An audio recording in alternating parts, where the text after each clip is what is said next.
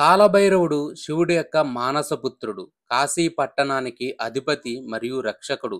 కాలభైరవుణ్ణి స్మరించినంత మాత్రం చేతనే సర్వదోషాలు, సర్వపాపాలు తొలగిపోవటం జరుగుతుంది. అంతేకాకుండా ఎవరైతే ప్రతిరోజు కాలభైరవ అష్టకాన్ని చదువుకొని ఆ కాలభైరవుడికి నమస్కారం చేసుకుంటారో వాళ్ళకి దైవం పైన అపారమైన భక్తి కలుగుతుంది.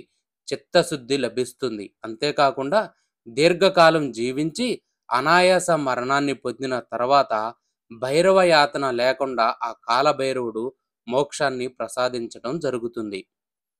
అంతేకాకుండా ఎవరైతే కాలభైరవ అష్టకాన్ని చదువుతూ ఉంటారో వాళ్ళకి అపమృత్యు దోషాలు తొలగిపోతాయి. కారాగార వాసం నుంచి కూడా బయటపడటం జరుగుతుంది.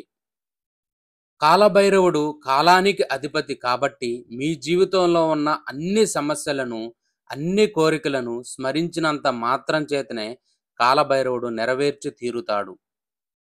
ఎవరైతే కాలభైరవుడిని నిరంతరం పూజిస్తూ ఉంటారో వాళ్ళకి వెంటనే కాలభైరవుడు ఉండి వాళ్ళకొచ్చే అన్ని సమస్యల నుంచి, అన్ని గండాల నుంచి వాళ్ళని బయటపడవేయటం జరుగుతుంది.